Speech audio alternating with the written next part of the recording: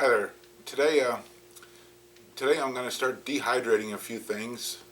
Um, I just found out the other day that my reduced work schedule became a complete layoff through at least May. Hi, kitty cat. Come on, come on, come on. So,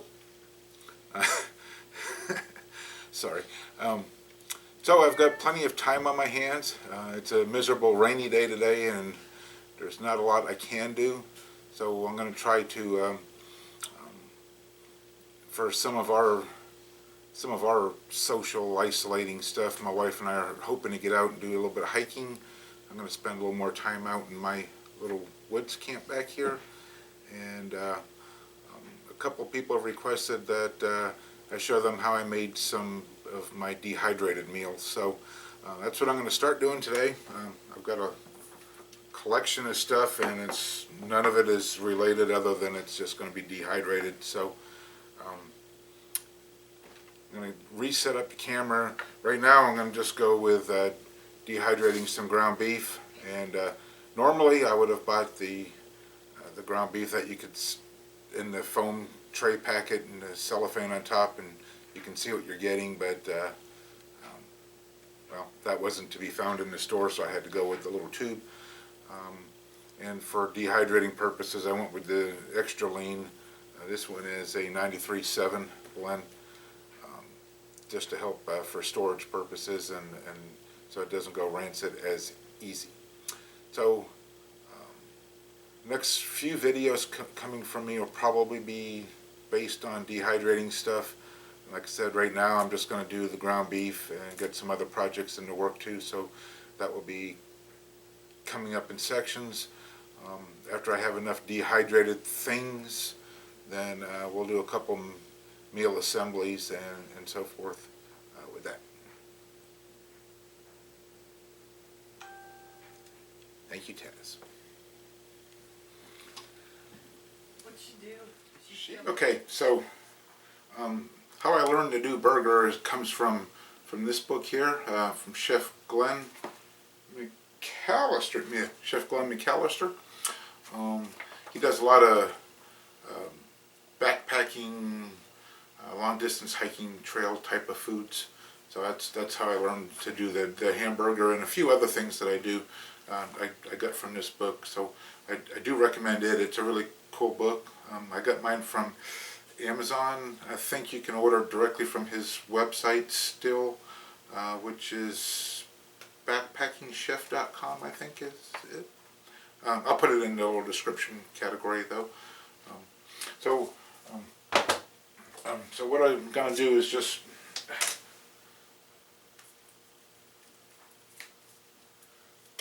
put the ground beef in here,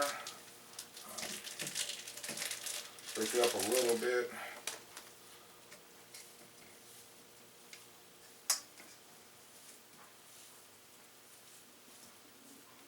And about half a cup of breadcrumbs per pound. Just mix that into the meat. And what that's going to do is help it on the rehydrating part. The breadcrumbs will absorb the liquid and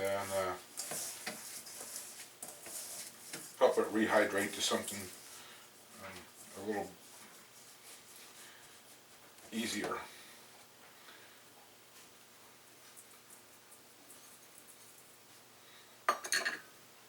And sometimes too, for something specific, I'll use I'll season the breadcrumbs a little bit. I'm just going to add a little bit of pepper.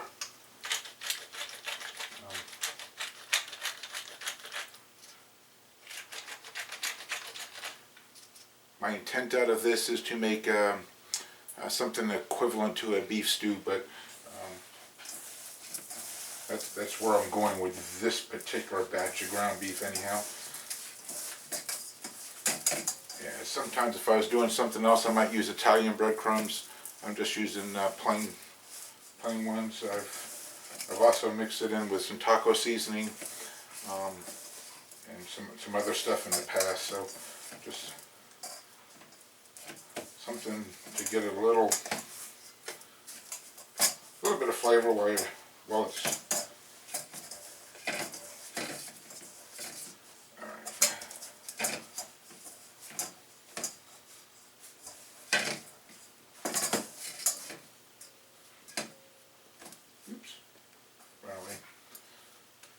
Alright, so that's pretty much it. Just got breadcrumbs mixed into the ground beef. Next, we're going to cook this and then dehydrate it. So I got to rearrange the camera and get my hair out of my face. But give me a second. We'll set the cameras up and cook the beef and then start getting it dehydrated.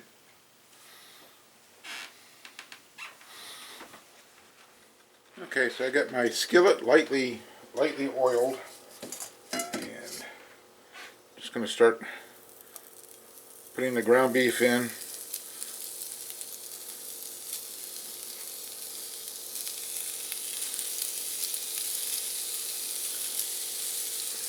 And while it's cooking, I'm going to try to get this broken down into smaller pieces.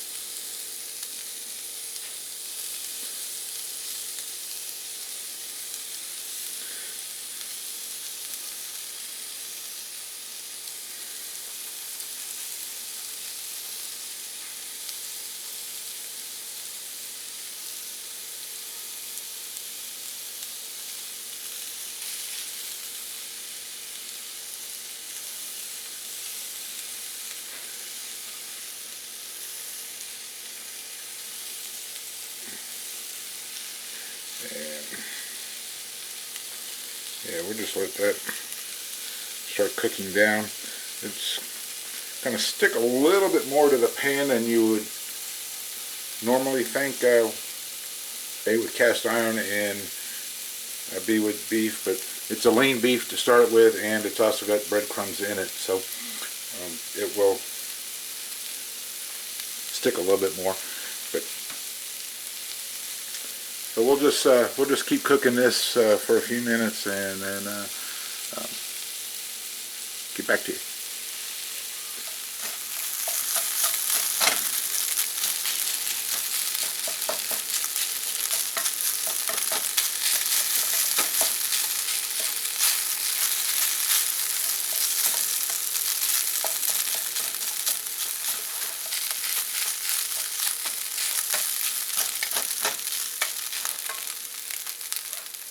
Okay, so my beef is done, I think.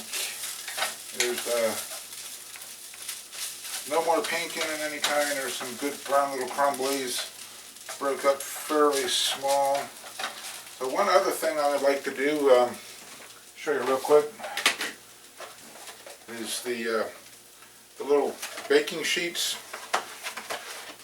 I have found fit pretty good inside the dehydrator trays. So makes cleaning up a little bit easier too. I will just lay that inside the tray.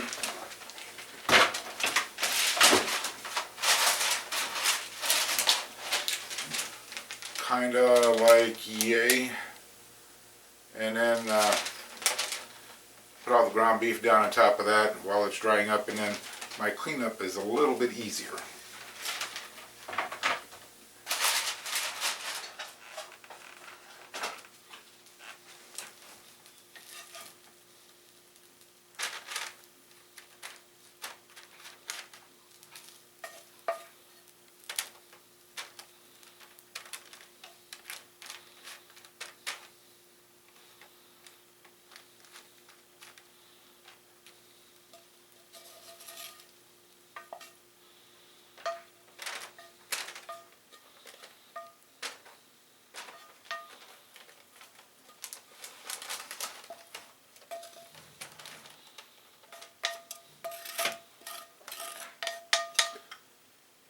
See, a little more sticking than you would think for the cast iron, but it was mostly because of the breadcrumbs.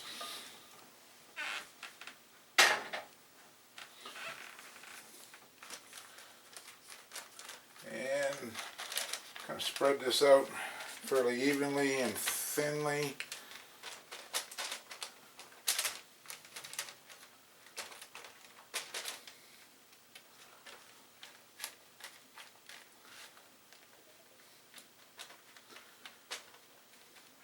It's going to shrink up too as it cooks, or dehydrates, I mean.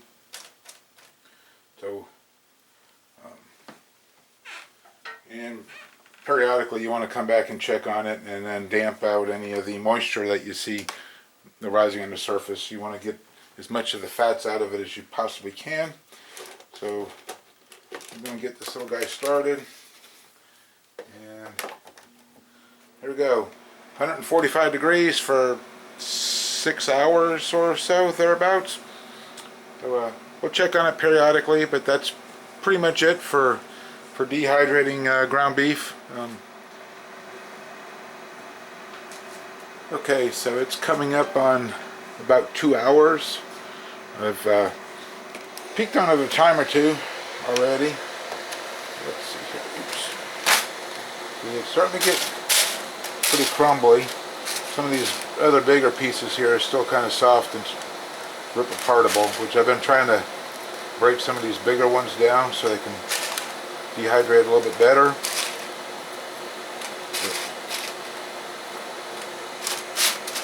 It's they're drying out pretty nicely.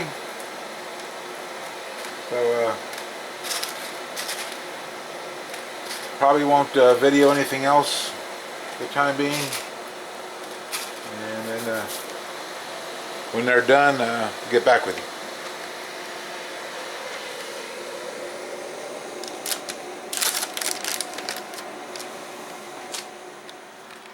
Okay, so it's been really about 7 hours. I got tied up on some stuff, so it took a little bit longer.